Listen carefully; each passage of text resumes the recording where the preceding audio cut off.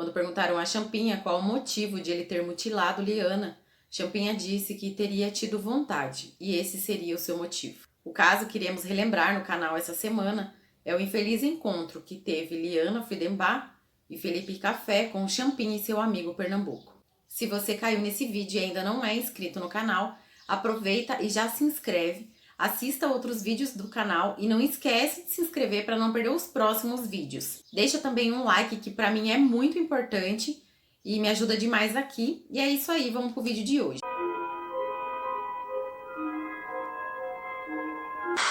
Liana Friedenbach e Felipe Café se conheceram no Colégio São Luís, onde eles estudavam, e em meados de setembro de 2003 eles começaram a namorar. A Liana tinha 16 anos e o Felipe 19. Assim que eles se conheceram, os dois se apaixonaram. O Felipe e a Liana eram adolescentes e eles queriam curtir a vida juntos. Em uma certa ocasião, Liana pediu à sua mãe se poderia fazer uma viagem com então seu namorado Felipe de final de semana para um sítio. A mãe de Liana imediatamente negou o pedido da filha e disse para ela que conversasse com seu pai, Ari Friedenbach. Liana, como já sabia a resposta de seu pai, então acabou nem conversando com ele. Havia rumores na época do caso de que o pai de Liana não aprovava o relacionamento da filha com o Felipe, pelo fato de Felipe ser de uma família mais modesta e humilde. Porém, o pai de Liana negou essa informação. Ele disse que não tinha tal preconceito e, muito pelo contrário, queria que a filha fosse feliz. Ele disse também que era apenas o primeiro relacionamento de Liana e ela não estava se casando, e sim começando um namoro de juventude. Liana e Felipe estavam decididos em passar juntos um final de semana. Então, infelizmente, Liana acabou mentindo para o seu pai, o que seria uma mentira fatal para sua vida. Liana disse a seu pai que iria viajar o final de semana com um grupo de jovens da igreja da Congregação Israelita Paulista e que eles iriam para a Ilha Bela. Ela também disse a seu pai que eles dormiriam de sexta para sábado todos juntos e durante o sábado pela manhã iriam então para o destino da viagem. Já Felipe disse à sua família que iria realmente acampar em um sítio, porém ele omitiu a sua companhia, dizendo à sua mãe que iria viajar com alguns amigos. No dia 31/10/2003, Liana então saiu de casa na parte da tarde, mais próximo à noite. Como todas as vezes que Liana teria viajado com os amigos, seu pai levava sempre ao local em que iriam se encontrar. Mas dessa vez Liana disse a seu pai que não precisaria, pois Felipe acompanharia a garota. Liana saiu de casa e deixou seu pai com a certeza de que ela estaria bem. Ela e então seu namorado Felipe acabaram passando a noite de sexta para sábado sobre o vão livre do MASP na Avenida Paulista. Os namorados acabaram ficando nesse local até aproximadamente 5 horas da manhã, que foi quando Liana e Felipe Café foram até o terminal rodoviário do Tietê. Lá eles pegariam um ônibus para a cidade de Embu-Guaçu. Por volta das 8 horas da manhã, já então no ônibus a caminho de Embu-Guaçu, o pai de Liana entrou em contato com a filha para saber se estava tudo bem. Ele também questionou a menina o fato do ônibus estar muito silencioso. Ele disse que já havia feito viagens como essa e que os jovens são inquietos. Liana disse que tudo estava calmo, pois teriam passado a noite conversando. Então todos estavam cansados e descansando naquele momento. Seu pai então desligou o telefone, dizendo para a filha que retornasse quando chegasse no destino, acreditando que esse destino seria a Ilha Bela. Assim que Liana e Felipe desembarcaram em Embu-Guaçu, eles teriam que pegar um outro transporte, que levariam para uma região chamada Santa Rita. Assim que chegassem nesse local, teriam que andar aproximadamente 4,5 km até chegar no sítio em que realmente iriam acampar. Antes de pegar esse novo transporte, Liana e Felipe ainda passaram em uma mercearia para comprar alguns mantimentos para poderem passar 2 dias juntos. Liana era uma menina muito bonita e logo que desembarcaram na cidade, acabou chamando a atenção dos moradores. Ela e Felipe usavam vestimentas diferentes da que os moradores da região utilizavam, por ser um local mais humilde, o que sempre chama atenção em reportagens e matérias feitas desse caso é que Liana usava um all-star branco, uma cor de calçado impróprio para a região que era predominada por terra.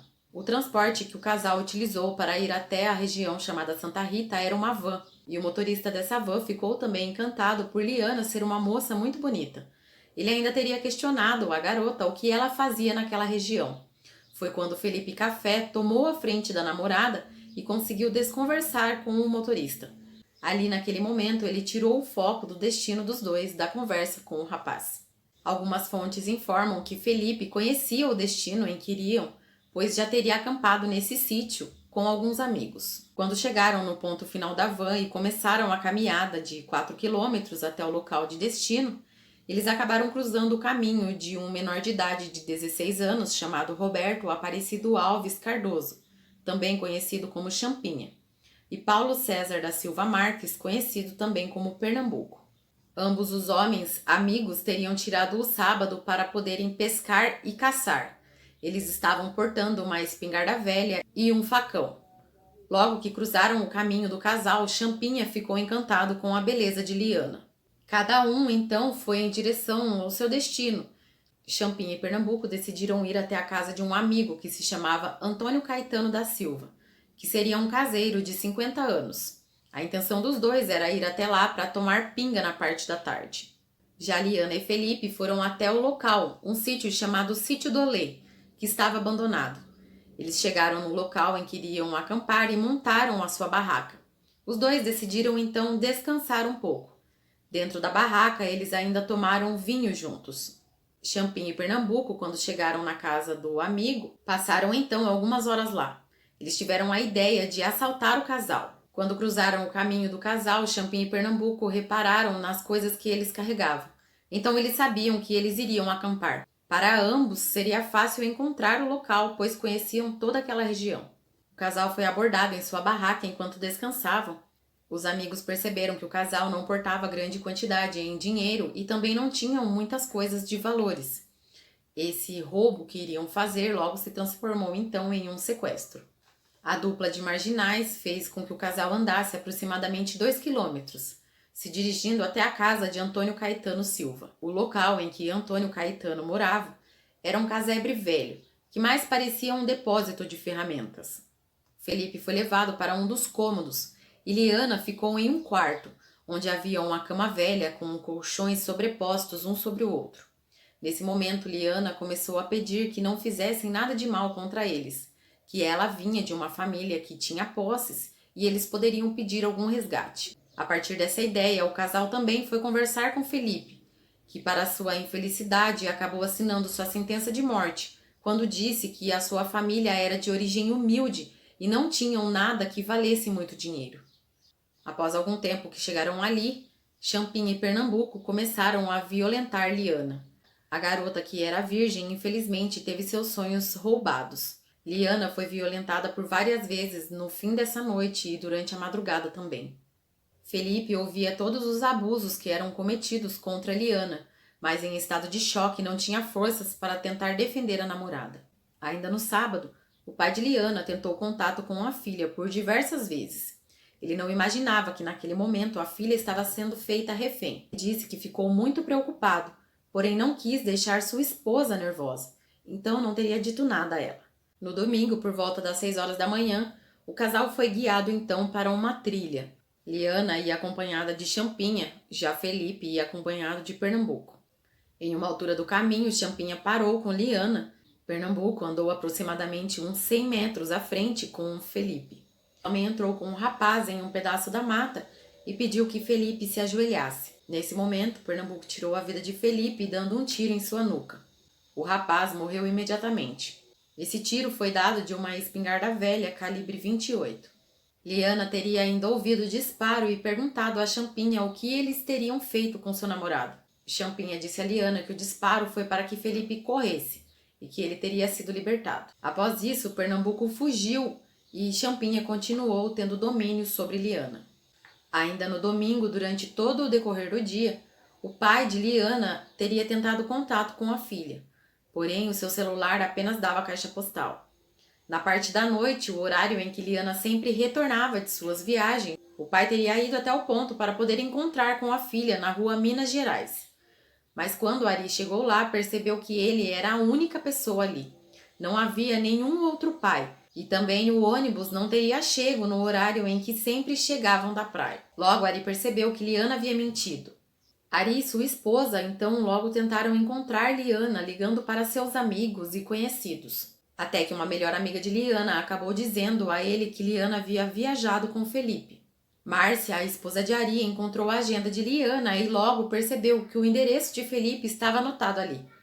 Assim, após algum tempo, eles conseguiram saber que o local de destino seria um sítio em Embu-Guaçu.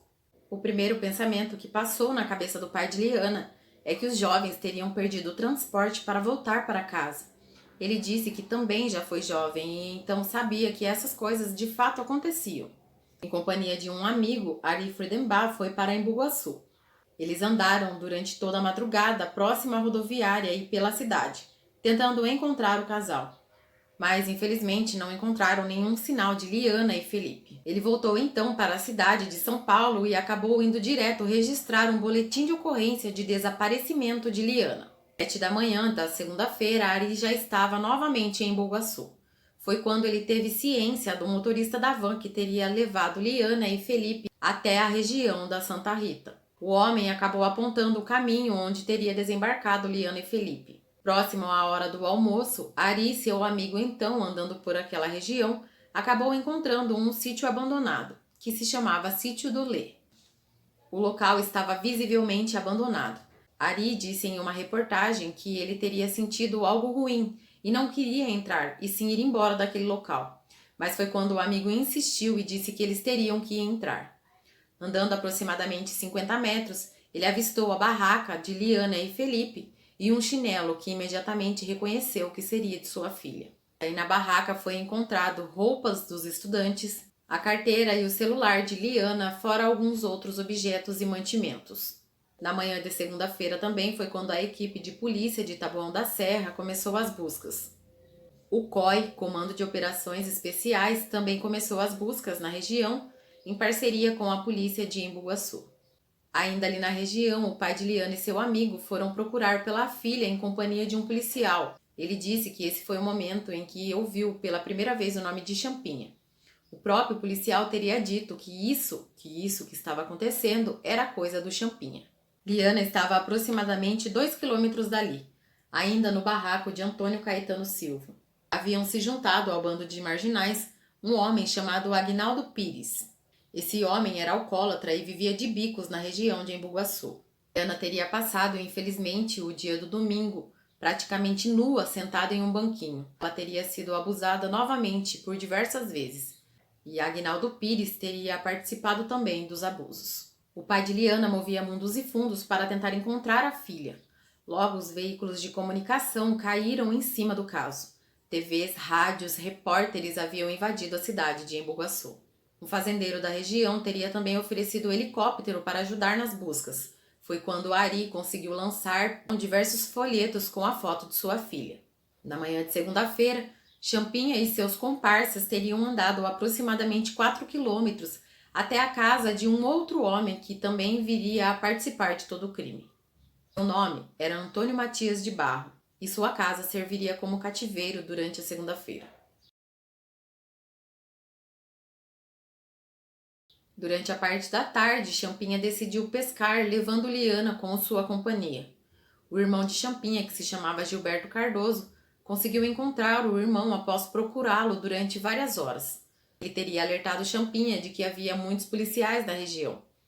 Ele também teria perguntado ao irmão quem era aquela moça, e foi quando Champinha disse que era sua namorada. Gilberto tinha muito medo de seu irmão, e então nem ousou tentar conversar com Liana. Ele disse a Champinha também que teria sido entregue uma intimação para que ele comparecesse na delegacia para prestar depoimentos. O irmão relatou também que a mãe estava preocupada pelo fato de dias e dias Champinha não aparecer em sua casa. Champinha percebeu então que estava em um cerco fechado e decidiu novamente voltar para a casa de Antônio Caetano da Silva. Durante a madrugada, eles então acabaram retornando no caminho e chegaram na casa de Antônio por volta das 5 horas da manhã. Eles beberam café e Champinha acabou novamente saindo com Liana, dessa vez dizendo à moça que ia libertá-la. Champinha disse a Liana que deixaria a garota no ponto de ônibus mais próximo. Nesse momento, Liana deve ter sentido em seu coração uma esperança muito grande. Liana já estava com o seu psicológico totalmente destruído. A garota estava em total estado de choque. Dentro da mata, assim que passaram por um córrego, Champinha desferiu um golpe no pescoço de Liana, que estava andando à sua frente. A menina imediatamente caiu. Champinha freneticamente golpeou Liana com sua peixeira por várias vezes, tanto em seu tórax como em suas costas. Com um golpe em sua cabeça causado pelo cabo de sua faca, ele acabou causando na menina um traumatismo craniano, o que de fato teria tirado sua vida. O monstruoso rapaz de 16 anos, a mesma idade de sua vítima, de Liana, ainda teria cortado parte dos seios da garota. Champinha abandonou Liana ali, já sem vida, e foi para a casa de sua mãe. Antes mesmo de entrar na casa da mãe, Champinha ainda teve a coragem de lavar a sua faca no córrego, tirar as suas roupas e pendurar dentro de um poço. Ele então entrou dentro de casa, vestiu vestes limpas e deitou para descansar. Por incrível que pareça, Champinha acordou mais tarde, foi até a delegacia, prestou depoimento e foi liberado. Após isso, ele acabou indo para a casa de sua tia em Itapecerica da Serra. Voltando para a ótica da investigação, Liana e Felipe eram procurados durante todo o dia. Como eu já disse, o caso acabou repercutindo nacionalmente. Um homem que trabalhava como mateiro na região entrou em contato com o pai de Liana, pedindo permissão para ajudar nas buscas de sua filha. Liana acabou perdendo sua vida no dia 5 de novembro de 2003. Os dias foram se passando, e esse mateiro encontrou em um determinado dia um homem bêbado que falava coisas sem muito sentido. Esse mateiro acabou encaminhando o homem para a delegacia. Esse homem era Antônio Caetano da Silva, e após o porre da bebida ter passado, ele acabou entregando aos policiais todos os fatos que teriam acontecido com Liana. Ele acabou dando o nome de seus comparsas. A princípio, Champinha disse que Liana estava ainda viva em posse de Pernambuco e que Pernambuco mesmo havia tirado a vida de Felipe. Ele disse que de início a intenção era pedir um resgate por eles, mas assim que Pernambuco tirou a vida de Felipe, ele decidiu cair fora e então Pernambuco ficou em posse de Liana. Após algumas horas, as informações que Champinha passava para a polícia começaram a desencontrar e eles perceberam que, infelizmente, o rapaz estava mentindo. Foi quando ele foi pressionado e acabou confessando que teria tirado também a vida de Liana. Ele acabou indicando onde o corpo da menina estava e então, no dia 10 de novembro de 2003, Liana e Felipe foram infelizmente encontrados sem vidas. A polícia conseguiu concluir todo o caso em 10 dias.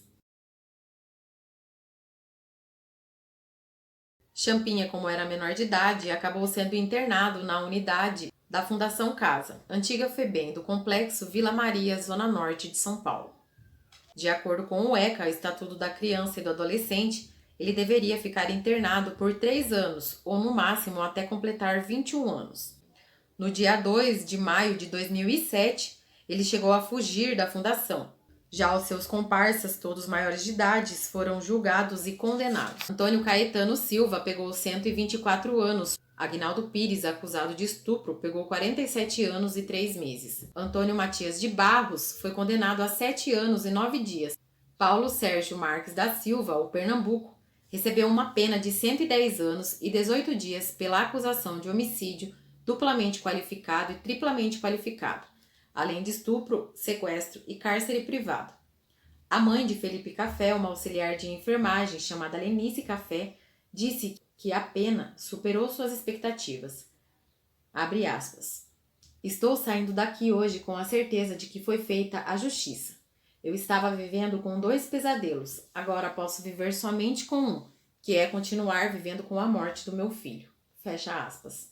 Champinha, como eu já disse, após 3 anos ou ao completar 21 anos, teria direito à liberdade. Porém, o Ministério Público requereu sua interdição civil. Um laudo psiquiátrico apontou que ele tem doenças mentais graves, como transtorno de personalidade antissocial e um leve retardo mental, e que pode apresentar riscos à sociedade. Champinha foi transferido para a Unidade Experimental de Saúde, a UES, destinada à recuperação de jovens infratores com distúrbios mentais, onde ele permanece até os dias de hoje. Esse local teria sido criado inicialmente para abrigar o próprio Champinha.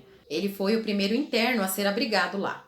Desde então, a sua custódia tornou-se responsabilidade do governo paulista. Champinha já teve pedidos de liberdade negados pelo STF, Supremo Tribunal Federal, pelo Superior Tribunal de Justiça, o STJ, e pelo Tribunal de Justiça do Estado de São Paulo, o TJSP. Porém, Champinha pode receber a sua liberdade, porque uma decisão judicial expedida em resposta a um pedido da Defensoria Pública do Estado de São Paulo determinou que a unidade de saúde experimental onde ele está internado, juntamente com outras 5 pessoas, não poderá mais receber nenhum interno, e eles deverão ser encaminhados para outros serviços na área da saúde. O argumento da decisão é de que ele e outros 5 permanecem em confinamento civil por prazo indeterminado, sem nenhum projeto terapêutico individualizado e apenas sobre fiscalização de agentes penitenciários, o que iria contra tudo o que eles precisam, que seria um tratamento psiquiátrico. Champinha está internado até hoje por nunca ter sido considerado apto ao retorno do convívio em sociedade. Em tese, ele está em tratamento psiquiátrico. Ele se mantém imprevisível em relação à agressividade verbal e física. Porém, segundo a Defensoria Pública do Estado de São Paulo, não foi decidido e nem determinado a liberação de qualquer interno da UES. Os trâmites sobre o assunto correm em segredo de justiça. O pai de Liana, Ari Friedenbach, acabou depois de um tempo entrando para a política. Por um longo período, ele acabou defendendo a redução da maioridade penal.